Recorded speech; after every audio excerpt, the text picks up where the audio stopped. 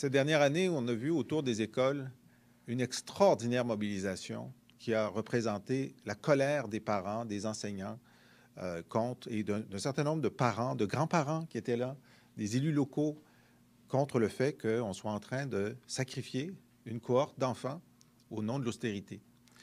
L'organisation qui a lancé cela était dans Rosemont. C'est une grande fierté pour nous. C'est « Je protège mon école publique ». Et Pascale Grignon, qui est son animatrice, va nous dire quelques mots. Merci. Bonjour. Alors, vous parlez de colère. Effectivement, nous sommes présentement en colère. Trop, c'est trop. Là, ça suffit.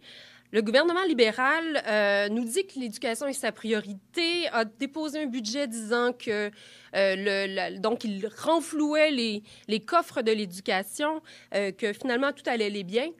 Eh bien non, tout ne va pas bien. Au contraire, on annonce encore des coupes dans l'école publique, entre autres à la CSDM, mais c'est vrai aussi à la commission scolaire de Laval.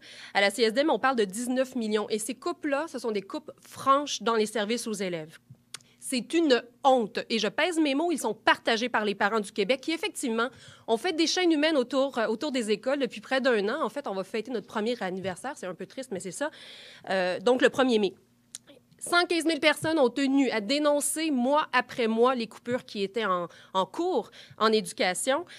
On nous a dit être entendus au moment du dépôt du budget. On nous a dit qu'on allait effectivement réagir et régler le problème. La réalité, elle est tout autre. Et ce réinvestissement-là, nous, on le qualifie de faux réinvestissement. Ce n'est pas vrai. On parle maintenant, donc effectivement, on n'a même pas couvert les coupes de 350 millions qui ont été imposées en septembre dernier. Là. Il n'y avait même pas ça dans le budget. Alors, ce n'est pas un vrai réinvestissement valable. Maintenant, on parle encore de coupes. Dites-moi pourquoi on coupe encore lorsque la priorité est l'éducation dans les postes de professionnels, les orthopédagogues, les techniciens d'éducation spécialisée, les psychoéducateurs, etc. Pourquoi on retire ces soutiens-là essentiels à des enfants qui apprennent à lire, à écrire et à compter, qui ont besoin d'un coup de pouce pour passer par-dessus ces petites difficultés-là qu'ils ont, dans certains cas, en début de scolarité, pour réussir avec succès après ça leur scolarité?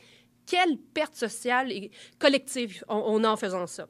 Pourquoi on coupe l'aide aux enfants en difficulté d'apprentissage, en difficulté de comportement, qui sont intégrés dans les classes dites ordinaires. Hein? Ces classes-là, c'est là où il y a toutes sortes d'élèves, évidemment, des réguliers, certains avec certaines difficultés plus importantes. Dans certains cas, il y aura des organisations de ces enfants-là. Le professeur n'a d'autre choix que de se concentrer sur l'enfant qui a une difficulté et d'y accorder plus de temps. C'est normal. Conséquence, les autres enfants ont moins de soutien de la part de leur professeur. Donc, accepter les coupes qu'on annonce encore et celles qui ont été faites dans le passé, c'est d'accepter que les professeurs ne puissent plus accorder autant de temps à chacun des élèves pour assurer leur réussite et les aider. Des enseignants qui sont à bout de souffle et à bout de ressources.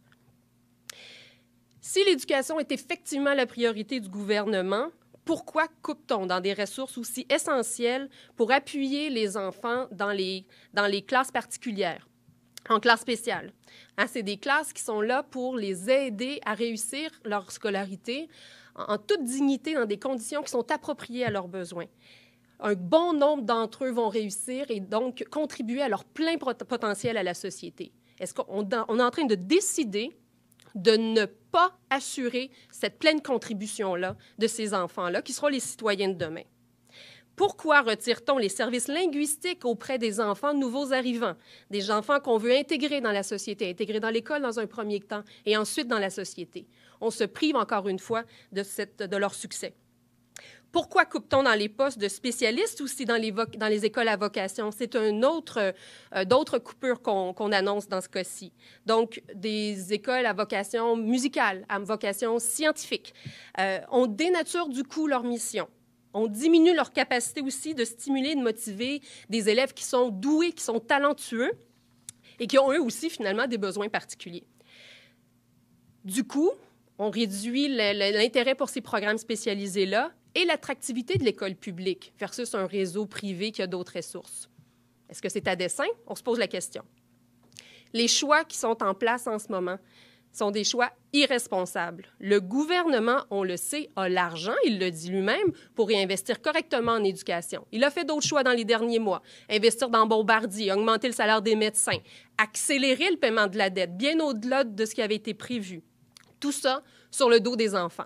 Alors, dites-moi, qui va aller travailler chez Bombardier? Qui va devenir médecin si ces pauvres enfants-là n'ont même pas une école primaire et secondaire réussie avec succès? Hein? C'est ça le risque qu'on est en train de... vers lequel on court en ce moment. On creuse un déficit générationnel de cette façon-là. Et ça, c'est absolument inacceptable. Alors, nous, on s'adresse à M. Couillard, à M. Proulx. Vous clamez que l'éducation est la priorité de votre gouvernement, que vos actions le prouvent. Eh bien, nous, on dit que non, puisqu'on voit encore des coupes en éducation qui se pointent. Ce que les parents du Québec demandent en ce moment, c'est de prouver qu'effectivement, l'éducation est votre priorité, cessez minimalement les coupes irraisonnées qui sont annoncées maintenant et surtout, réinvestissez vraiment en éducation en y mettant les sommes requises. L'école publique québécoise est sous-financée depuis des années. On parle d'un manque à gagner pour simplement atteindre la moyenne canadienne en investissement par élève, donc un manque à gagner de 2 milliards de dollars par année. C'est de l'argent, ça. Et c'est ça qui manque à l'école publique. Alors, vous en ferez votre priorité réelle lorsque vous aurez réinvesti ce montant-là. Merci.